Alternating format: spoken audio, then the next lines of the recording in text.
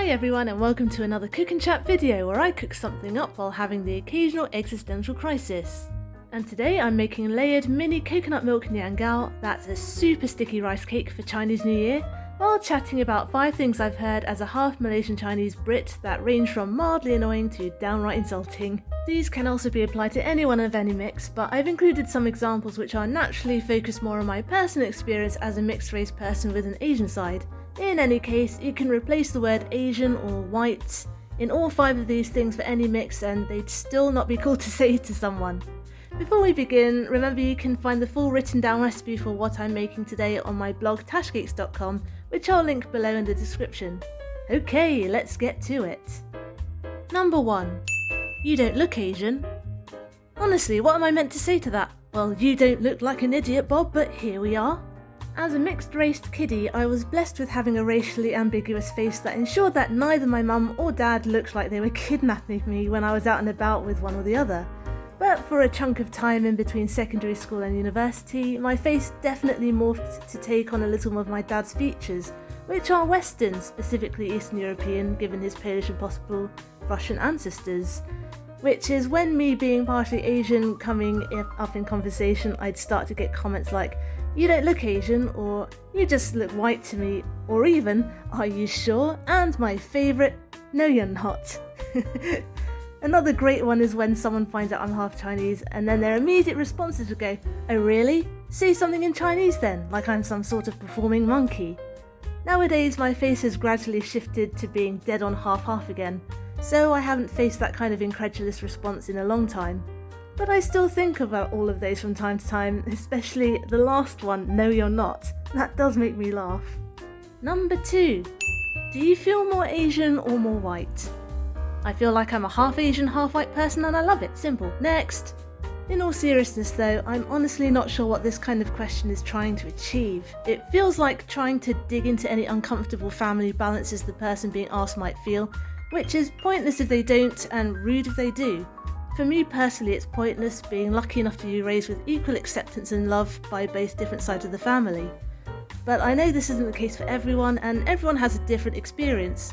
So this being a potentially loaded question, I feel like it's not a great one to ask, at least if you're not a very close friend. Number 3. Stop trying to act like you're Asian. I've only heard this kind of thing just a couple of times, but it did make me wonder if people actually saw me as some kind of weeaboo or Koreaboo or whatever the equivalent is when you get a non-Chinese person obsessed with being Chinese. Chinaboo? Let's go with Chinaboo.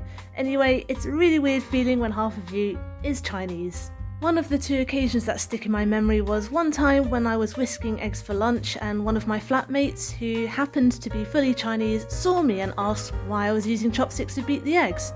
When I said they were just the first thing I grabbed, she scoffed, "God, you're so obsessed with acting like you're Asian." And I was like, "I don't know sis, I'm just over here trying to make an omelette." The second time is way back at school when one of my friends at the time created a club for Chinese pupils at the school.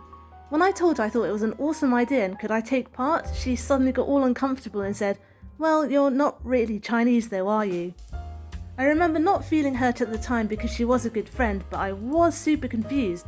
I mean, damn, what do you want me to do? Chop myself in half and make one half live whitely and the other half live Asianly, like some sort of weird body horror sitcom? I'd actually like to see that kind of TV show. My point is, I get that to some people, being half or a fraction of something isn't enough of it, whatever that means. But it makes no sense to imply that an aspect of culture is reserved only for someone who's 100% purely from that culture, especially if you're going to gatekeep something like using chopsticks to beat an egg. Number 4. Insert racial slur about either of my halves here. Okay, how do people think this is a good idea either way? I've experienced this in 2 ways. The first is when someone who doesn't realise I'm part Chinese makes some kind of dumbass ching-chong joke and then is in for a very awkward surprise. And the second is when someone who's either Asian or white knows that I'm half-half and makes a comment about the other side expecting me to join in. No. No, no, no. Saying prejudice crap is just not on either way, and don't expect me to agree with you or worse, join in, because you think me being half-half makes me hate one half of myself. Sorry to disappoint, but I like both sides of me, love both sides of my family equally, and I'm not going to be joining the hate parade anytime soon, thanks, bye. unless it's hating people who talk on their phones at the theatre. And last but not least, number 5, you must be so conflicted. I don't need to be mixed race to have severe anxiety about the futile nature of my existence. I am already hyper aware about my existence and how everything I do is meaningless and everything will soon end with myself, everyone I love, and everyone and everything else on this planet dying and decaying. Who needs an identity crisis when you can have an existential one, am I right?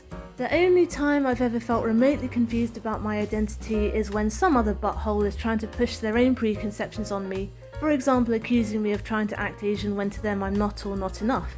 It's tough growing up as XYZ and suddenly you have all these people that don't even know you telling you you're not XYZ, or being XYZ is bad, or being XYZ is weird. Or at least, it used to bother me. Not so much anymore now that I'm in my 30s and care significantly less about being enough of this or enough of that to other people, and I'm just happy being, well, enough.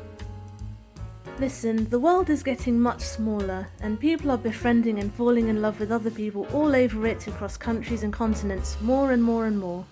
And sometimes it doesn't feel like it, but we are as humans slowly, painfully starting to enjoy each other's differences and similarities equally. If we don't totally screw this planet up with environmental and political issues, we might live long enough for being mixed race to not be novel anymore. To be honest, even now it really isn't. Just take a DNA test, you might be surprised. Either way, it doesn't really matter at the end of the day. If you're mixed, cool. If you're not mixed, also cool. Just love who you are and love other people for who they are.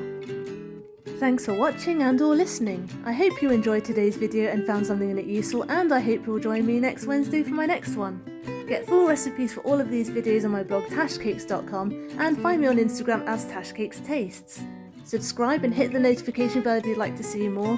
Comment down below if you'd like me to talk about anything in particular, and I'll see you guys later. Stay safe, be nice, and have a good week.